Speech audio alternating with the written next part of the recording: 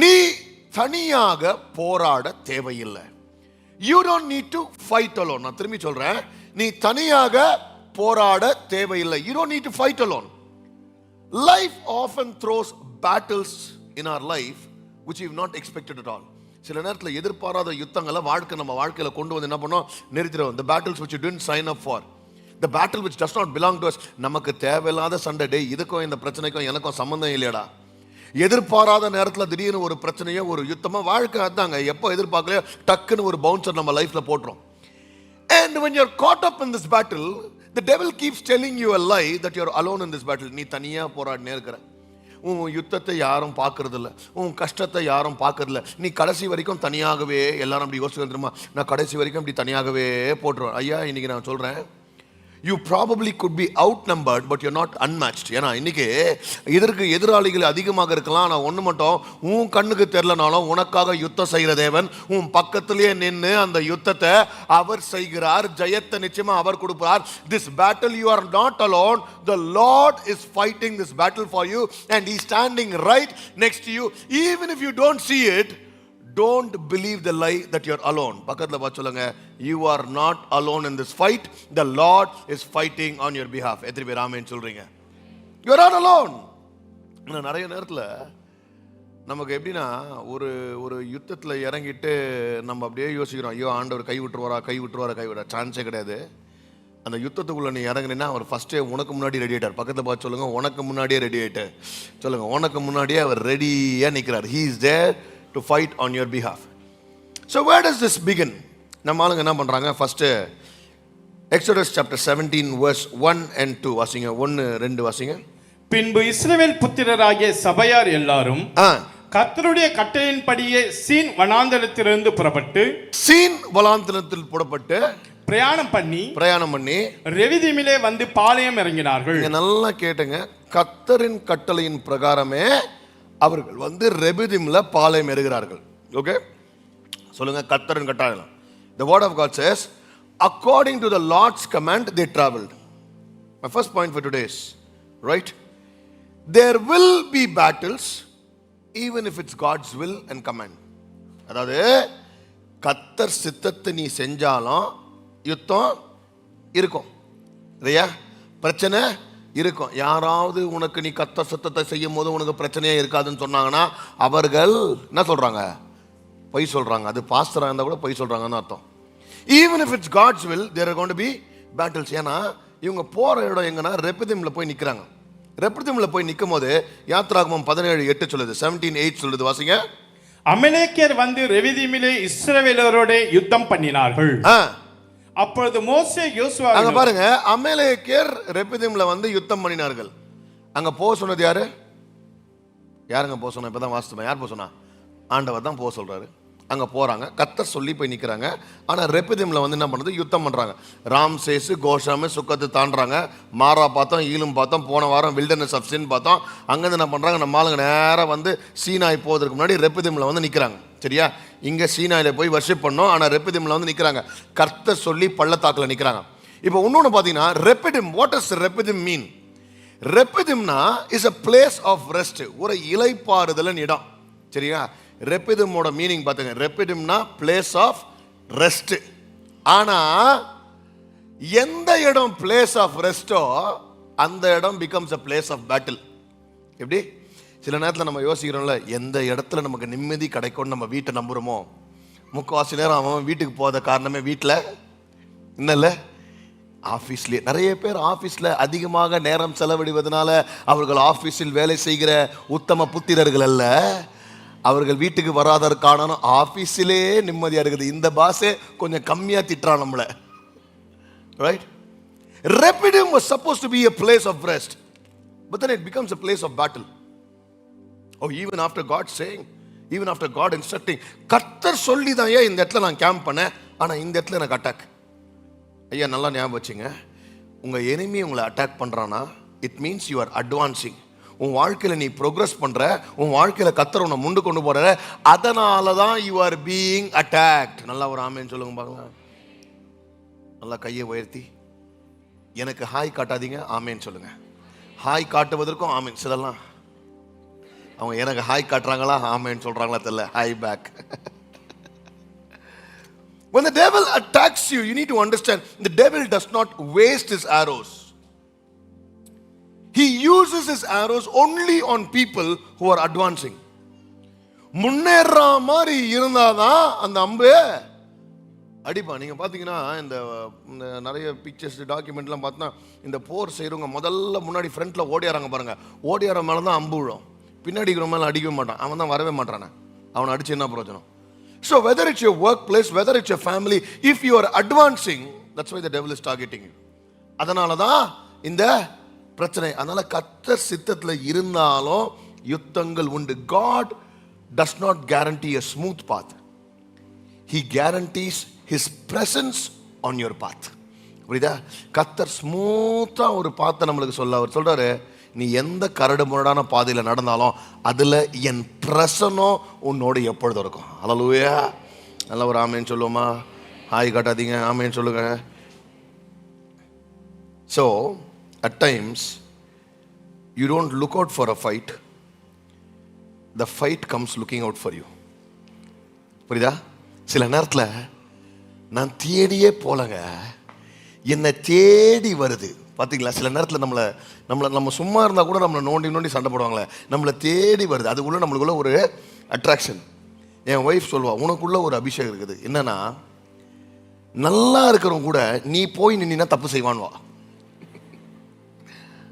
அவன் தப்பு செய்யறவனு விட்டுருவாங்க. மரம் என் ஒய்ஃப்ல ஹோட்டலில் அவன் நல்லா பண்ணுப்பான். நீ போய் நில்லு, அவன் தட்டையை கீழே போட்டுருவான், டம்ளரை கீழே போட்டுருவான். அது வரைக்கும் நல்லா ஓட்டுருப்பான். பிரச்சனை போய் ஏம்பல். அந்த மாதிரி quite often we actually don't have to go after problems. The problems come in search of us. You know why?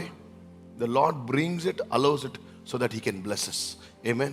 Innikum you are being opposed not because you are misdirected. You are opposed because you are advancing. கர்த்தர் உன்னை முன்னாடி கொண்டு போறாரு, அதனால தான் இந்த பிரச்சனை. அதனால stop asking, Lord, why this is happening even after I obeyed. நான் கீழ்ப்படிஞ்ச பிறகு ஏன் ஆண்டவரே யுத்தம்? பக்கத்தில் பார்த்து சொல்லுங்க, ஸ்டாப் ஆஸ்கிங். சரியா? why this fight Lord? கீழ்ப்படிஞ்சாலும் யுத்தம் நிச்சயமா வரும். Second, start declaring, if I'm being attacked, it's because I'm advancing. எனக்கு அட்டாக் வருதுன்னா கர்த்தர் என்னை முன்னாடி கொண்டு போயிட்டே இருக்கிறார். அல்லேலூயா. அதை நல்லா புரிஞ்சுங்க. எனக்கு அட்டாக் வருதுன்னா கர்த்தர் நம்மளை முன்னாடி கொண்டு போயிட்டு இருக்கிறார். ஹனி இருக்கிற இடத்துல தான் வண்டு வந்து உட்காரும். அப்போ உங்களை தேடி பிரச்சனை வருதுன்னா, வண்டு வருதுன்னா, ஐ ஆம் ஹனி. பக்கத்தில் போய் சொல்லுங்க, ஹனி. யார் வீட்டு ஒய்ஃபையும் பார்த்து சொல்லிட்டு போறீங்க, ராஜா பக்கத்தில் அவங்க தான் இருந்தாங்க, அந்த சிஸ்டரை பார்த்து பாஸ்டர் ஹனின்னு சொன்னாருன்னு என்ன பிரச்சனை சொல்ல போறீங்க? Second one, remember you will be attacked when you're weak and not when you're strong. நல்ல ஞாபகம் வச்சுங்க. அதிகமான பிரச்சனையும் அட்டாக்கும் நம்மளுக்கு எதிர்ப்போம் எப்போ வரும்னா, நம்ம பலவீனமாக இருக்கும் போது தான். பலனோடு இருக்கும் போது கிடையவே கிடையாது. நம்ம எப்போ வீக்காக இருக்கோம், சிலர் சொல்லுவாங்கல்ல, நம்மளுக்கு ஏதாவது ஒரு கோல்டு, ஒரு காஃப் ஏதாவது அட்டாக் ஆனன்னு சொல்லுவாங்க, இம்யூனிட்டி கம்மியாக இருக்குது, இம்யூனிட்டி வீக்காக இருக்குது. எனக்கு இருக்கிறது பிரச்சனை வந்து ஆப்போசிட் ப்ராப்ளம். நான் டெய்லி மருந்து எடுக்கிறேன், ஏன்னா எனக்கு இம்யூனிட்டி ஜாஸ்தியாகுதான். அதனாலே பாருங்க, வாழ்க்கையில் இம்யூனிட்டி கம்மியாக இருந்தாலும் பிரச்சனை, ஜாஸ்தியாக இருந்தாலும் பிரச்சனை. இம்யூனிட்டி கம்மியாக இருக்குது. டியூட்ரானமி 25:18, உபாகமம் 25:18. அமலேக்கியல் அட்டாக் பண்றாங்க. ஆனா யாரை அட்டாக் பண்றாங்க, எப்படி அட்டாக் பண்றாங்க வாசிங்களேன். நீ இளைத்து விடாய்த்திருக்கையில் பின் வருகிற உன் பாளையத்தில் உள்ள பலவீனரை எல்லாம் வெட்டினான் என்பதை நினைத்திரு. அதாவது அமலேக்கியர்கள் யாரை வெட்டுறாங்கன்னா, they were attacking when you were exhausted, weary, and they were attacking those who were lagging behind. அதாவது 30 லட்சம் பேர் போறாங்க. when the Israelites walked, என்னன்னா, the ones who were behind, பின்னாடி நடந்து போனவர்கள் யாருன்னா, ஊனமுற்றவர்கள், ஹேண்டிகேப்டு, வீக்கு, கண்ணு தெரியாதவங்க, முடமானவர்கள், வயசானவர்கள், வியாதி, இவங்க எல்லாமே பின்னாடி போயிருந்தாங்களாம். இந்த அமலேக்கியர்கள் எப்படிப்பட்ட ஆளுங்கன்னா, they will always attack from behind those who are weak. Alright? கொஞ்சம் நல்லா ஞாபகம் வச்சுங்க. அமலேக்கியர் மாதிரி தான் சாத்தானும். he will attack us only when we are weak, not when we are strong. சரியா? பக்கத்தில் பார்த்து சொல்லுங்க, only when you are weak. பாருங்க, இந்த சிலர்லாம் பார்த்தீங்களா, ஸ்ட்ரெஸ் ஈட்டிங்னு வாங்க. எப்படி ஸ்ட்ரெஸ் ஈட்டிங். எப்படி ஸ்ட்ரெஸ் வந்துச்சுன்னா கண்டதை சாப்பிட்ருவாங்க. அது வரைக்கும் I am very conscious about my diet. ஆனால் stress eating, when you are stressed out you eat more, you are attacked when you are stress, right? சாப்பிட்டு என்ன சொல்றாங்க, என்ன பண்றது, நானா சாப்பிடல, ஸ்ட்ரெஸ்னால சாப்பிட்றேன், ரைட்? நிறைய பேர் இந்த கதை குத்துனுப்பீங்க, ரைட்?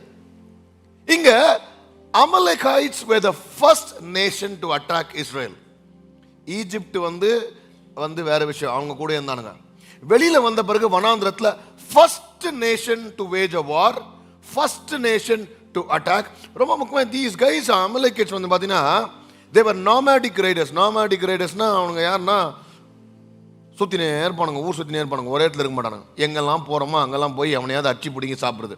முக்கியமா இந்த அமலேக்கியர்கள் யார் என்றால் ஈசாவின் பேரப்பிள்ளைங்க. they were the grandchildren of Esau. Alright, Malachi, God says, Jesus says, I loved Jacob and I hated Esau. ஈசாவை வெறுத்து யாக்கோபை நேசித்தேன் பாருங்க. ஈசாவை வெறுத்த மாதிரி ஈசாவின் சந்ததி தான் அமலேக்கியர். அவர்கள் எப்பவுமே அட்டாக் பண்ணியிருந்தாங்க. ஸ்பிரிச்சுவலா பார்த்தா நம்ம லைஃப்லயும் வந்து பாத்தீங்கன்னா devil attacks from the back. What does the word say? 1 Peter chapter 5 verse 8. 1 பேதுரு 5:8 என்ன சொல்லுது? தெளிந்த புத்தியுள்ளவர்களாயிருங்கள், வீழ்த்திருங்க, ஏனெனில் உங்கள் எதிராளியான பிசாசானவன் கெர்ச்சிக்கிற சிங்கம் போல் எவனை விழுங்கலாமோ என்று வகை தேடி சுற்றி திரிகிறான். இப்போ அட்டாக் பண்ணலானே பாத்துனோம். பாருங்க, நீங்க நல்லா ஞாபகம் வச்சுங்க, as long as you are in the churchல நல்லா இங்க வர்ஷிப் பண்ணும்போது உங்களுக்கு டெம்ப்டேஷன் அட்டாக்லாம் வராது. சரியா? டெம்ப்டேஷன் அட்டாக்லாம் எப்போ வராது? சர்ச்சில் வெளில போனீங்க வச்சுங்க, அப்போதான் நம்மளுக்கு என்ன பண்ணோம், எல்லாமே வரும். எல்லா அட்டாக் டெம்ப்டேஷனும் வெளில போகும்போது தான். இல்லை ஸ்ட்ராங்காக இருக்கும்போது வரவே, அவன் சத்ரு எப்படி இருக்கானா, எப்படா நம்மளை காலி பண்ணலாம். சரியா? நீங்கள் இந்த நேஷ்னல் ஜியோகிராஃபிக் சேனல்லாம் பார்த்தீங்கன்னா இந்த லயனோ டைகரோ ஏதாவது ஒரு டியரை போய் அட்டாக் பண்ணதுலாம் அதில் எது வீக்காக இருக்குது அதான். அதனால் you have to be on your God, especially when you're weak, right? இந்த லவ் ஃபெயிலியரில் இந்த பசங்க நான் கவுன்சிலுக்கெலாம் வருவாங்க. அதுவும் இப்போது இந்த இன்ஸ்டாகிராமில் பார்த்தீங்கன்னா எனக்கெல்லாம் பார்த்தீங்கன்னா எல்லாரும் டெய்லி என்பது, pastor love failure please help. ஒருத்தர் ஒரே மெசேஜ் மெமோ இது அனுப்புகிறார் எனக்கு, I need your immediate love failure please help. நான் என்ன பண்ணுறதுன்னு புரியல எனக்கு. சரியா? இந்த பிரேக்கப்பில் வரும்போது when I counsel them, I will always say them, பிரேக்கப்பில் நீ ஹீல் ஆகுது ஒரு பக்கம் ஓகே, ஆனால் பி ஆன் காட். ஏன்னா எப்போ பிரேக்கப்லேருந்து வரையோ you have all the chances next 6 months இன்னொரு செட்டப்பில் மாட்டிக்கிறதுக்கு. புரியுதா? ஏன்னா when you are out of a breakup, when you are hurt, அப்போ தான் வந்து எவனாவது ஒருத்தன் ஆறுதல் சொன்னானா, ஓ இவனுக்காக தான் கத்தர் அவனை தூக்குறானான்னு யோசிப்பேன். புரியுதா? You have to be on your guard when you're going through a tough time and when you're weak. ஏன்னா the Amalekites keep attacking when you're weak. Guard your weak spots. Guard your weak spots. எந்த இடம் வீக்கோ அதை என்ன பண்ணுங்க, உஷாரா God பண்ணுங்க. இந்த வசனம் சொல்லுது, யோசேப்பு என்ன பண்ணா, டெம்ப்டேஷன்லேருந்து ஓடிட்டான். வசனம் சொல்லும் போது கூட resist the devil, flee from your temptation போடுது. The word of God does not say resist the temptation. நீ சத்ருவான கூட ரெசிஸ்ட் பண்ணலாம், ஆனால் டெம்ப்டேஷன் என்ன பண்ணு, be very careful because the devil attacks you when you are weak. மூணாவது, alright, this is very important. In a battle, your posture determines God's power. ஒரு யுத்தத்தில், புரியுதா, நீ எப்படிப்பட்ட நிலைப்பாடுனா போஸ்டர்னா தமிழில் எப்படிங்க சொல்லலாம், தமிழில் சொல்கிறது கொஞ்சம் கஷ்டமாகுது. நிலைப்பாடு, தோரணம், நிலையெல்லாம் போட்டாங்க. பேசிக்காக ஒரு சண்டை போடும்போது நீ உன் போஸ் ரொம்ப முக்கியம். போஸ் புரியுதா? ரைட், போஸ், பாஸ்டர், ரைட். என்ன நடக்குது பாருங்க. when there's a battle happening, Exodus chapter 17 verse 9 to 11, யாத்ராகமம் 17 9 11 வாசிங்க. அப்பொழுது மோசே யோசுவாவை நோக்கி நீ நமக்காக மனிதரை தெரிந்து கொண்டு புறப்பட்டு அமலேக்கோடு யுத்தம் பண்ணு. நாளைக்கு நான் மலை உச்சியில் தேவனுடைய கோலை என் கையில் பிடித்துக் கொண்டு நிற்பேன் என்றார். நீ என்ன பண்ணு, யுத்தம் பண்ணு, நான் என்ன பண்ணுவேன், கோலை பிடிச்சுனே நானே நிற்பேன். யோசுவா தனக்கு மோசே சொன்னபடியே செய்து யோசுவா செய்து அமலேக்கோட யுத்தம் பண்ணினான். அதாவது இவரு கையை பிடிச்சுக்கிறார், நம்மால் சண்டை போட்டுனேங்கிறார். ஆனா மோசேயும் ஆரோனும் ஊர் என்பவனும் மலை உச்சியில் ஏறினார்கள். மோசே தன் கையை ஏறெடுத்திருக்கையில் கையை தூக்கும் போது இஸ்ரவேலர் மேற்கொண்டார்கள். அதாவது when Moses lifted his hands, the Israelites won. கையை இறக்கும் போது அவன் தன் கையை தாழ விடுகையில் அமலேக்கு மேற்கொண்டார்கள். அமலேக்கர் இப்ப பாருங்க, பைபிள்ல யோசுவா நல்லா சண்டை போடும்போது மோசே கையை தூக்குச்சு. யோசுவா சண்டை போடாத போது மோசே கை இறங்குச்சா? ஆப்போசிட் இது, ரைட்? யோசுவா காலையிலேருந்து நைட்டு வரைக்கும் ஒரே மாதிரி தான் சண்டை போட்டுனுக்கிறார், ரைட்டா? அவர் ஸ்கில்ஸ் எல்லாம் ஓகே, எல்லாமே ஓகே. ஆனா பைபிள் சொல்லுது மோசஸோட போஸ்டர் கையை தூக்குறான். இவன் காலில இருந்து ஒரே எனர்ஜியோட தான் சண்டை போடுறாரு. ஆனா இவன் கை தூக்குனா அவன் ஜெயிக்கிறான். இவன் கையை இறக்குறான், அதே எனர்ஜியோட தான் சண்டை போடுறாரு, ஆனா தோக்குறான். Dear children of God, you need to understand the victory in the battle is not based on our power, on our efforts, but on our posture and surrender to God. நான் இங்க எவ்வளவுதான் படிச்சாலும் குத்துனாலும் சில நேரத்தில் பாருங்க, நான் உட்காந்து மணிக்கணக்காக மெசேஜ் உட்கார்ந்து ப்ரிப்பேர் பண்ணுவேன். அப்படி ஒன்றுமே செட் ஆகாது. மூடி வச்சுட்டு சும்மா அப்படி போயிட்டு ஜாம் பண்ணி வளர்த்தி டங்ஸில் பேசணுன்னா 5 ஹவரில் செய்ய முடியாத விஷயத்தில் கத்தர் 10 நிமிஷத்தில் டவுன்லோட் கொடுத்துருவார். உங்கள் லைஃப்பில் எக்ஸ்பீரியன்ஸ் பண்ணியிருக்கீங்களா? There are times we tried our level best, we would have run from pillar to post, trying to figure out things, trying to do things on our own. Didn't work out. You would have said a small prayer. பார்த்தா உங்ககிட்ட வந்து நிற்கும். பார்த்துருக்கீங்களா? நேற்றுங்க I was rushing to the airport. So yesterday after Friday service midnight there was a sudden immediate thing which had to be addressed, so I had to go to Bangalore. So Hyderabad service night முடிச்சிட்டு 12:30 I took a flight. I went to Bangalore Saturday. நேற்று காலைல early morning இறங்கி நான் முடிச்சுட்டு வரேன். I had to catch the other 4 o'clock flight again from Bangalore to Chennai. நான் evening ஒரு search anniversary பேசுகிறேன். ஸோ வந்து நிற்கிறோம். அப்போ வந்து என்கிட்ட ஒருத்தர் சொல்கிறாங்க, நான் நேற்று அன்றைக்கி காலையில் ஏர்லி மார்னிங் 3 AM வரும்போது இட் டுக் மீ 40 minutes ஒரு இடத்துக்கு போகிறதுக்கு. அவங்கக்கிட்ட சொல்கிறேன், எங்க கொஞ்சம் சீக்கிரம் கிளம்பலாம். இல்லைங்க, இந்த ரூட் எப்பவுமே 40 minutes தான், மிட் நைட்டும் சரி, இங்கே டிராஃபிக்கே இருக்காது இந்த ரூட்டில். நாங்கள் சரி அவரை நம்பி போய் பார்த்தா, நம்ம எப்போ ஒன்று ரொம்ப கான்ஃபிடென்ட்டாக சொல்கிறோமோ ஃபுல்லாக நிற்குது. முன்னாடி என்ன பிரச்சனைன்னு தெரில. நான் காரை விட்டு இறங்கி என் பக்கத்தில் ஒரு டிராக்டர், அந்த டிராக்டர் மேலே நான் ஏறி நின்று பார்க்குறேன் எவ்வளோ தூரத்துக்கு நிற்குதுன்னா சுற்றி நிற்குது, ஒன்றுமே நடக்கலை. நான் இவனை பார்த்தேன், டே 40 minutes சொன்னியடா அப்படின்னு நான், சரியா? But then I just did one simple prayer. I said, Lord, I need your favor in this traffic. Simple. டக்குன்னு ஒரு என்ட்ரி, இப்படி லெஃப்ட் ஒன்று ஓப்பன், ரைட் ஒன்று ஓப்பன் ஆச்சு. இவர் இப்படி வந்தார், அப்படியே ஆப்போசிட்ல சைடில் அப்படியே வந்து பார்த்தோன்னா அப்படியே வந்து we just crossed the entire stretch and we were out of the traffic. Only our car, என் காருக்கு மட்டும்தான் அது நடந்தது. புரியுதா? Not because the person know to drive well, no, it was because of my prayer, right? ஆனா இன்னைக்கு நான் சொல்றேன்யா, lifting hands. மோசே என்ன சொல்றான்? Lord, I cannot win without you. கையை தூக்குன அர்த்தம் என்ன அர்த்தம்? இந்த கையை தூக்காம கைகளை இப்படியே கட்டி வச்சு அக்கல்ல ஃபுல்லா மடிச்சு கையை வச்சிருக்கிறவங்களுக்கு சொல்றேன், கையை தூக்கும் போது you know what I say? Lord, I cannot win by my own, I win by you. Right? It says, Lord, my dependence is on you. ரொம்ப முக்கியமா, சர்வ வல்லவர் நீரே, உம்மால் தான் முடியும். அக்னாலஜ்மெண்ட். நான் கையை தூக்கும் போது என்ன பண்றேன்? ஆண்டவரே, ஸ்பிரிச்சுவல் ரெல்ம்ல ஏதோ நடக்குது, எனக்கு தெரியல, புரியல, ஆனா உம்மை நம்பி இருக்கிறேன். ஆய் காட்டாதீங்க, ஆமேன்னு சொல்லுங்க. சிலர்லாம் வந்து பார்த்தீங்கன்னா when I go to some mainline churches, இந்த மெயின்லைன் சர்ச்சஸ்லாம் போனோன்னா வந்து பார்த்தீங்கன்னா நம்ம கைகளை தூக்கி ஆராதிப்போனா, என்ன நடந்தாலும் அவனை நான் தூக்க மாட்டேன்டா. தூக்காத, சாவு, எனக்கு என்ன வந்துச்சு? ஏன்னா கையை தூக்குனா சாவுறானுங்க, கையை இறக்குனா சாவுறானுங்க. It shows the pride. நான் என்ன கையை தூக்குது? ஒருத்தர் கையை தூக்குனா தான் கர்த்தர் செய்வாரா? What is lifting hands? கையை தூக்குனா என்ன, சரியா? இப்போ பேசிக்கான ஒரு விஷயம், கையை தூக்குறதுக்கு அர்த்தம் என்ன? தூக்குமா? இப்போ என் பக்கத்தில் ஒரு குழந்தை கையை தூக்கி நிற்கிறதுனா என்ன அர்த்தம்? What is the child expecting? கையை தூக்குனா பேசிக்கா அந்த குழந்தைய நான் தூக்கிடுவேன். எப்பெல்லாம் ஒரு பிள்ளை வந்து கையை தூக்குமா, எப்பெல்லாம் ஒரு புள்ள கையை தூக்குதோ பேசிக்கா என்ன சொல்லுது? தூக்குன்ற அர்த்தம். அப்போ இந்த புள்ள இதே வந்து கை கட்டி நில்லு, கையை கட்டிடுறா. எவ்வளவு ஃபாலோ பண்ணு பாருங்க. கையை கட்டி நின்னா நான் என்ன பண்ணுவேன்? நில்லு. என்ன அர்த்தம்? she does not want me to carry her. But தான் அதே நேரத்தில் when she lifts her hands, கையை தூக்குனா ஆட்டோமேட்டிக்காக ஓடி வந்து ஒரு தடவை நான் கையை தூக்கும் போதோ என் அப்பா எனக்கு இதை தான் செய்கிறார். when I lift my hands, I tell my Lord, I cannot do it on my own, I need your help. hallelujah. பாருங்க எவ்வளவு தூரம் மேலே கை தூக்கிட்டு இருக்குது. தேங்க்யூ சொல்லலாம். தேங்க்யூ ஸ்வீட்டார்ட். நான் இப்போ புரியுதா ஏன் நான் கையை தூக்குறேன்? ஒரு தடவை நான் கையை தூக்கினாலும் எங்கள் அப்பா என்னை தூக்கிடுவார். ஹல்லேலூயா. தூக்கலாமா வேணான்னு நீங்கள் டிசைட் பண்ணீங்க.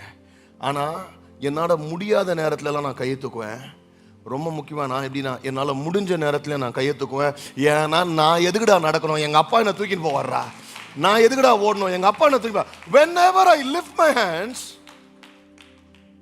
can you see any childங்க? உங்கள் பிள்ளைலாம் தேவையில்ல. நீ இப்படி நடக்கிறீங்க, ஒன்று இப்படி போங்க சண்டை கிட்ஸ் சர்ச் பிள்ளைங்க ஏதாவது இப்படி உங்களை பார்த்து இப்படி கை தூக்கினா என்ன பண்ணுவீங்க? ஐயோ செல்லம் அப்படின்னு போயிடுவீங்க. நீ எவ்வளோ பெரிய ஒரு கடினமான இருதயம் உள்ள ஒரு இருமாப்பான ஆளாக இருந்தாலும் ஒரு குழந்தை கையை தூக்குச்சுன்னா, imagine if that's how you feel for a small child. என்னை உருவாக்கின என் பிதா நான் ஒவ்வொரு தடவை என் கையை தூக்கும் போது, ஆண்டவரை என்னால் முடியல ஆண்டவரை உங்களை நம்பி இருக்கிறேன், நான் கையை தூக்கும் போது அந்த கைகளை நான் உயர்த்தும் போது என் தேவன் ஓடி வந்து என்னை அரவணைத்து என்னை தூக்கி தாங்கி என்னை கண்மலையின் மேலே உட்கார வைக்கிற தேவனாகிறார். every time I lift hands. And dear children of God, that's why we lift hands. ஒரு தடவை என் கையை தூக்கும் போது, தூக்காத போது என்ன அர்த்தம்? நீங்களாம் கம்பெனிஸில் கார்பரேட்டில் ஒர்க் பண்ணிங்கன்னா ஒரு இன்டர்வியூவில் இப்படி நின்று பாரு. For a HR, it's a clear sign that you're a close-minded person. You're not open for feedback, right? Body language பற்றி பேசும்போது folding of hands என்ன சொல்கிறாங்க? சிலர்லாம் அதுக்கு மேலே பாக்கெட்டில் ஏதோ வைரம் வச்சுருக்கிற மாதிரி பாக்கெட்லேயே கை விட்டுனுப்பாங்க. எடுக்காத. அது இருக்கிறதே எம்டி பாக்கெட். அது எம்டியாக இருக்கிறதுக்கான காரணம் நீ கையை வச்சுனே இருக்கிறதுனால தான். புரியுதா? You not lifted. Whenever I lift my hands, I tell the Lord, Lord, I cannot win by myself. I need your help, Lord. As I lift my hands, எனக்காக நான் கையை உயர்த்த எனக்காக என் தேவன் நான் மேலே கையை உயர்த்த கீழே எனக்காக அவர் ஜெயத்தை கொடுக்கிற தேவனாகிறார். I only lift my hands and say, Lord, I only trust you. And that's why we lift our hands. So அதனால today you decide, right? நீங்கள் நிறைய வீட்டில் வந்து பார்த்தீங்கன்னா இந்த சோலார் பேனல்லாம் இன்ஸ்டால் பண்ணிப்பாங்க, பார்த்துருக்கீங்களா? The solar panel, if it has to generate electricity, the solar panel has to be tilted towards the sun. And that's what happens when we lift hands. கையை தூக்கும் போதெல்லாம் I receive energy, anointing, presence, everything from heaven. நான் ஒரு தடவை கையை தூக்கும் போதோ என் கைகள் நான் தூக்கும் போது அதை நான் ஆண்டவர் இடத்துல இருந்து ரிசீவ் பண்ணுகிறேன். ஹல்லேலூயா. நான் எங்கே போனாலும் நான் சொல்கிற ஒரு விஷயம் தான், தேவ பிரசன்னத்தில் உயர்த்தப்பட்ட கையை மனுஷங்கிட்ட கையேந்து அவர் விடவே மாட்டார். If your hand is lifted in the presence of the Lord, He will never let it go down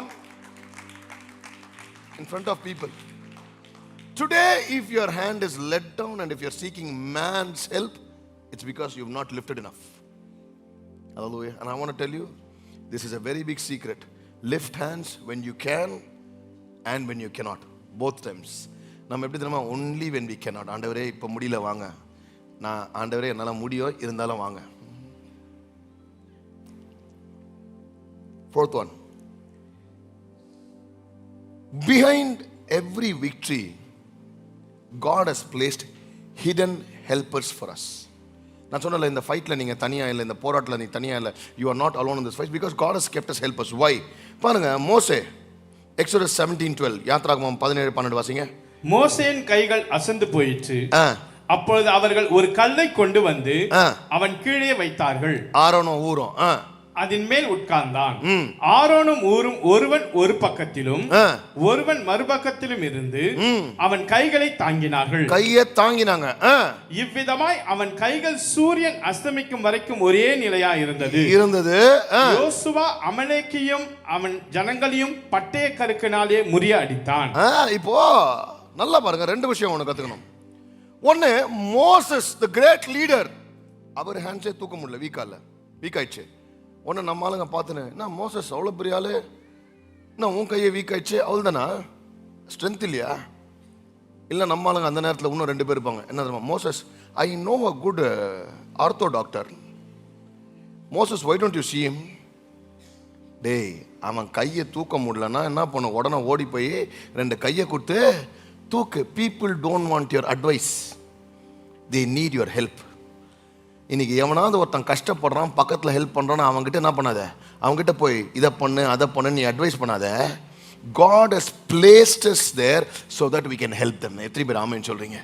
ஐயா, ஆரோனம் ஊரை குறித்து நீங்கள் வேற எங்கேயுமே வாசிக்க மாட்டீங்க. பெஸ்லியிலின் தாத்தான மட்டும் தவிர்த்து வேற எங்கேயுமே அவரை குறித்து வாசிக்க மாட்டீங்க. ஊரை வாசிக்கிற முக்கியமான இடம், மோசே கை கீழே விழும்போது அதை தூக்குன ஒரு மனுஷனாக ஊரான் தான். ஐயா, இன்னைக்கு உன்னையும் என்னையும் ஆண்டவர் பலர் வாழ்க்கையில் அப்படி உதவி செய்யும்படியாக தூக்கி விடும்படியான ஒரு ஹெல்ப்பராக கர்த்தர் நம்மளை வைத்திருக்கிறார். ஹல்லேலூயா. and that's our purpose.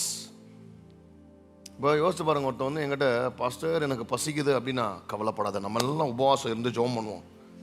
நான் நல்லா ஜெபம் பண்ணுறேன், நல்லா அல்லேலூயா சொல்லு, பசிக்காது அல்லேலூயா சொல்லுனா அவன் செத்துருவான். அப்படியே அடுத்த நாள் நியூஸ், அல்லேலூயா சொல்லி சாகடித்த ஃபேக் பாஸ்டர்.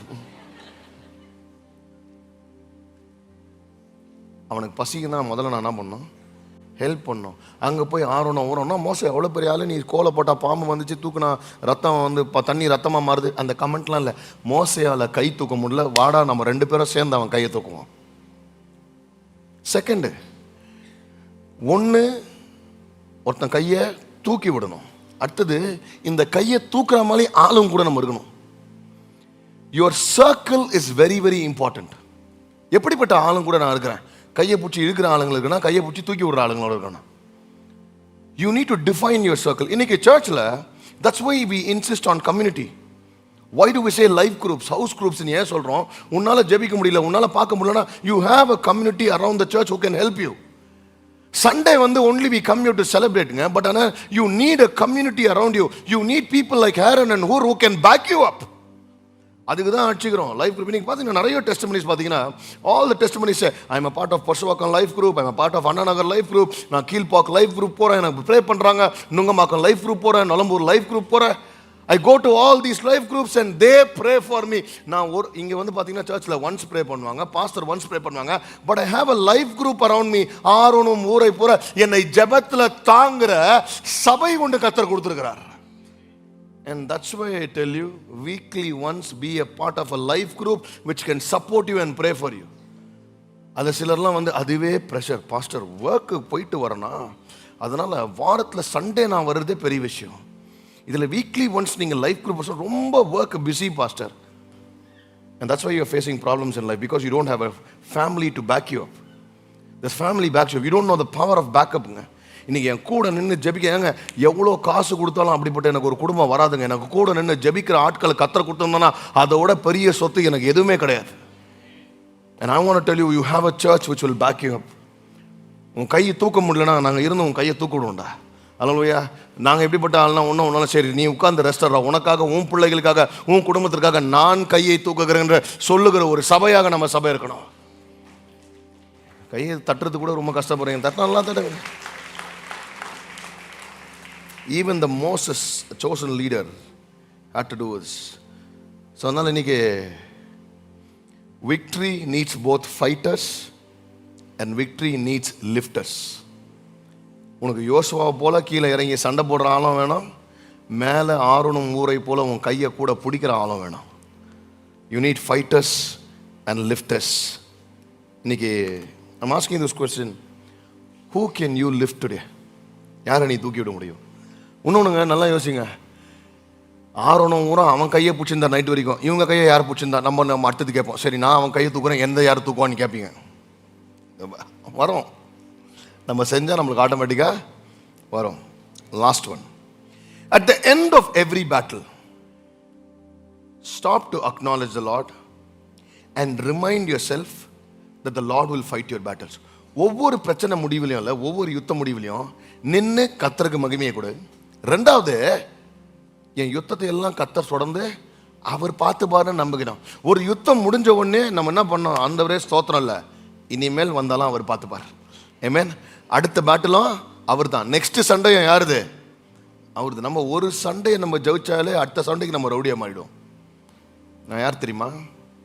போன சண்டையில் நான் எப்படி ஜெயிச்சு தெரியுமா? போன சண்டையில் உயிர் பிச்சை போட்டார் ஆண்டவர் பார்த்து. ஸோ ஆண்டவர் மோச இடத்துல சொல்லுகிறார். ஓகே, ஸோ மோசஸ் என்ன பண்ணுறாரு? Moses exodus chapter 17 and verse 15 வாசிங்க. 15 வாசிங்க. மோசே ஒரு பலிபீடத்தை கட்டி அதற்கு யெகோவா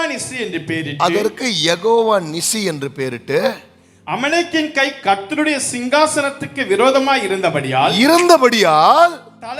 தலைமுறை தோறும் அவனுக்கு விரோதமாய் கர்த்தரின் யுத்தம் நடக்கும் என்றான். பாருங்களேன், கர்த்தர் யுத்தம் தலைமுறை யுத்தம் நடக்கிறது மட்டும் இல்ல, தலைமுறை யுத்தம் நடந்தா தலைமுறைக்கு கர்த்தர் எனக்காக யுத்தம் செய்வார். ஹல்லேலூயா. If the fight is going to be there from generation to generation, the Lord also will fight for me from generation to generation. I want to encourage you. The Lord's not just fighting for you. The Lord's going to fight for your children. The Lord's going to fight for your children's children and their children. தொடர்ந்து கர்த்தர் எனக்காக யுத்தம் செய்வார். It's not a one time fight which the Lord fights. It's a fight that my Lord will fight forever and ever and ever. எனக்கும் என் பிள்ளைகளுக்கும் என் கர்த்தர் யுத்தம் செய்து கொண்டே இருப்பார். Hallelujah. The fight goes on and the Lord fights. 14 வாசிங்களேன். After the இது கொஞ்சம் நல்லா கேளுங்க. இந்த யுத்தத்துக்கு அப்புறம் வாசிங்க. பின்பு கர்த்தர் மோசேயை நோக்கி, இதை நீ நினைவு கூறும் பொருட்டு நீ ஒரு புஸ்தகத்தில் எழுதி யோசுவாவின் செவி கேட்கும்படி வாசி. அதாவது பாருங்களேன், இது நல்லா ஞாபகம் வச்சு நீ புஸ்தகத்தில் மட்டும் எழுது மட்டும் இல்ல, அவன் காதிலேயே போய் சொல்லு. ஏன்னா இதுதான் ஜோஷுவாவோட ஃபர்ஸ்ட் ஃபைட்ல. இனிமேல் தான் யோசுவாவுக்கு நிறைய ஃபைட் வரப்போகுது.